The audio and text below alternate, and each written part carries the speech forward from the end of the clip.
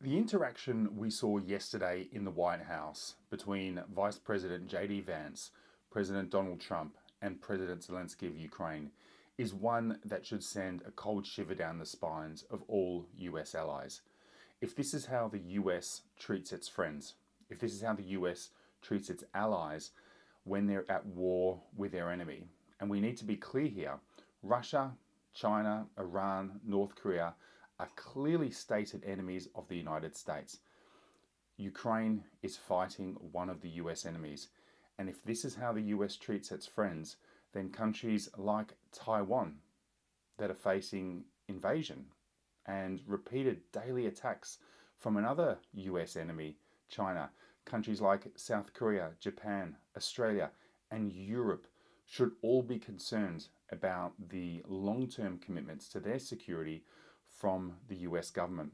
Australia has signed a 30 plus year defence agreement called AUKUS with the US government and the UK government, and they should be rightly worried about the US's commitment to that. Just recently, JD Vance was asked about the delayed delivery of submarines to Australia from the US, and he shrugged it off and said, hopefully.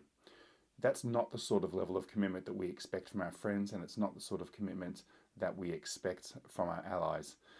President Zelensky, at the start of the tirade yesterday from JD Vance, was actually expressing a very, very valid concern that we've raised before, and that's that in 2019, Europe and the US and Russia and Ukraine agreed to peace, agreed that there would be no invasion, agreed to the swapping of Ukraine prisoners back to Ukraine, prisoners of war that were taken during the conflict, and this agreement was ignored.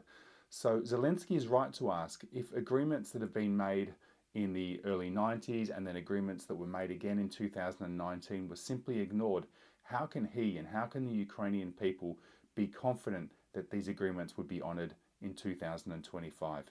This is a real concern. It's a concern for our governments, but it also should be a concern for our businesses and business leaders that ultimately need to take responsibility for their own security.